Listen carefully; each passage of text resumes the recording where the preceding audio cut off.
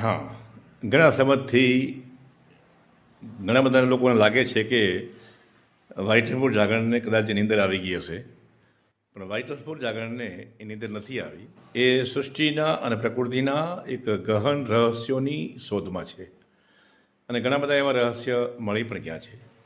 તો એનો હવે લાભ આપને મળશે આગામી મહિનાઓની અંદર. મહાશિવરાત્રિ આવી રહી છે 15મી ફેબ્રુઆરી 2026. ઘણા બધા લોકો તમે આવજો, આમંત્રણ છે, નવું નવું જાણવા મળશે.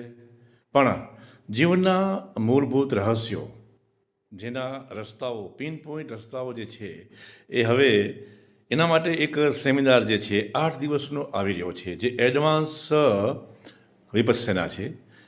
એક્ઝેક્ટલી મને કોઈ નામ ન મળ્યું એટલે આપણે નામ એનું નાખ્યું છે એડવાન્સ વિપસ્સના.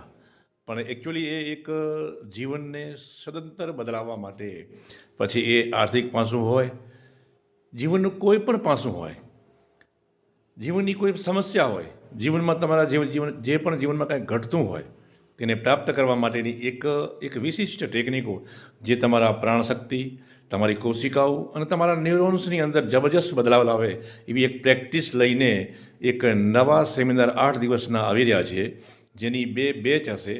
એક બેચની અંદર ફક્ત અને ફક્ત 11 સાધકોને જ લેવામાં આવશે અને બીજા જે સાધકો છે એ બીજી બેચમાં.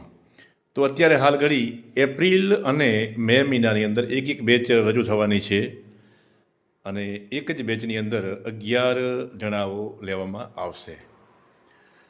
તો સર્વસાધક મિત્રોને એક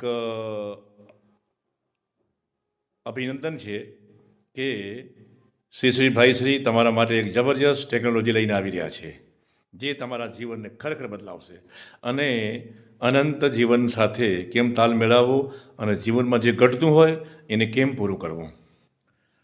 તો સર્વસાધક મિત્રોને એક નિવેદન છે કે અમે લોકો બહુ મીડિયાના પહેલાં નથી, જાણકાર નથી, અને અમારી પાસે કોઈ એવા નવા વાગા, નવા રેપર યા નવા કોઈ એવી ટેકનિકો નથી કે જેનાથી અમે તમને એક આકર્ષણ ઊભું કરી શકીએ એમ. અને કમળ હંમેશા અને હંમેશા કાદવમાં ઉગે અને હીરો હંમેશા કોલસામાં હોય. તો મારી આ ટકોરને તમે સમજજો અને આગામી મહિનાઓમાં લાભ લેજો. એપ્રિલ અને મે મહિનાની અંદર એક બેચ જવા થઈ રહી છે અને તમે એમાં આપજો. થોડીક કિંમત ચૂકવવી પડશે, પણ જીવનને બદલાવી નાખશો અને તમને ભાઈશ્રી મળ્યા એનો તમને જીવનભર ગર્વ રહેશે. અસ્તુ, ધન્યવાદ. હવે રાહ જોજો એપ્રિલ અને મેની.